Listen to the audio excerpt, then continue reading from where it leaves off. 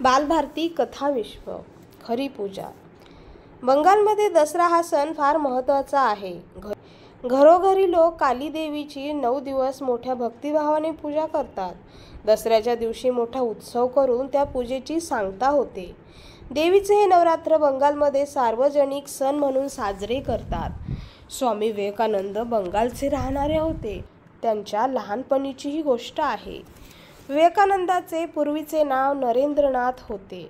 त्यावेळी ते 9-10 वर्षाचे असतील। अशाच एका नवरात्रात त्यांच्या आईने त्यांना पूजेसाठी काली देवीची मूर्ती आणायला सांगितले।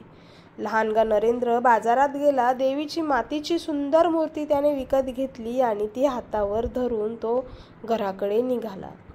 रस्त्यावर तशी फारशी गर्दी नव्हती, पण जागोजागी शिपाई उभे होते। त्यावेळचा इंग्रज साहेब त्या रस्त्याने जाणार होता। साहेब घोड्याच्या गाडीतून फिरत असे। घोडे वेगाने धावत। रस्त्याने जाणाऱ्या गाडी खाली सापडण्याची भीती असे म्हणून लोकांना रस्त्याच्या कडेने चालायला शिपाई सांगत होते।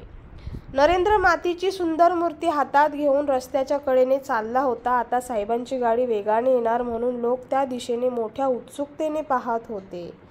शिपाई बाजूला व्हा, बाजूला व्हा असे सारखे ओरडत होते। तेवढ्यात साहेबांची गाडी जवळ आली आणि त्याच क्षणी एक 4-5 वर्षांची मुलगी रस्ता ओलांडून पलीकडे जायला धावली। आता ती गाडी खाली सापडणार म्हणून लोक ओरडले। शिपाई घाबरले, पण तिला बाजूला करायला कोण धावणार? या मुलीबरोबरच तोही त्या गाडी खाली चेंगरला असता। नरेंद्रने ते पाहिले। आपल्या जीवाची पर्वा न करता तो त्या मुलीकडे धावला। डोळ्यांचे पाते लावते न लावते तोच त्याने मुलीला दोन्ही हातांनी घट्ट धरून ओढले। गाडीत भरधाव पुढे निघून गेली। मुलगी वाचली। नरेंद्रच्या धाडसामुळे ती वाचली। लोकांनी नरेंद्रचे खूप कौतुक केले। पण नरेंद्रचा चेहरा मात्र पडला। आईने त्याला पूजेसाठी काली देवीची मूर्ती आणायला सांगितली होती। कुठे आहे ती मूर्ती? ती रस्त्यावर पडून फुटली होती। नरेंद्र मुलीला वाचवायला धावला तेव्हा ती हातातली मूर्ती त्याला खाली टाकावी लागली होती। आता आई रागवेल। तो भीतच घरी गेला। आईने काली देवीच्या पूजेची सगळी तयारी केली होती। ती नरेंद्रचीच वाट पाहत होती।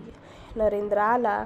तिला आनंद झाला, पण नरेंद्रच्या हातात देवीची मूर्ती नव्हती। देवीची मूर्ती आणली नाहीस? आईने विचारले। नरेंद्र रडायला लागला। रस्त्यावर घडलेला सगळा प्रसंग त्याने आईला सांगितला।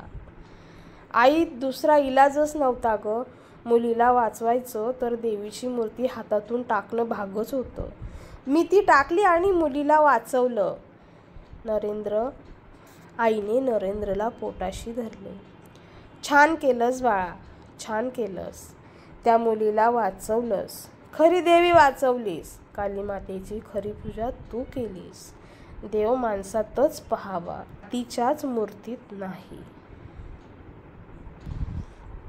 खरी पूजा ही कथा कशी वाटली ते कमेंटद्वारे नक्की कळवा आणि अशाच नवनवीन कथा आणि कवितांसाठी आपल्या बालभारती कथा विश्वला सबस्क्राईब करा, लाईक करा, शेअर करा आणि कमेंटसुद्धा करा।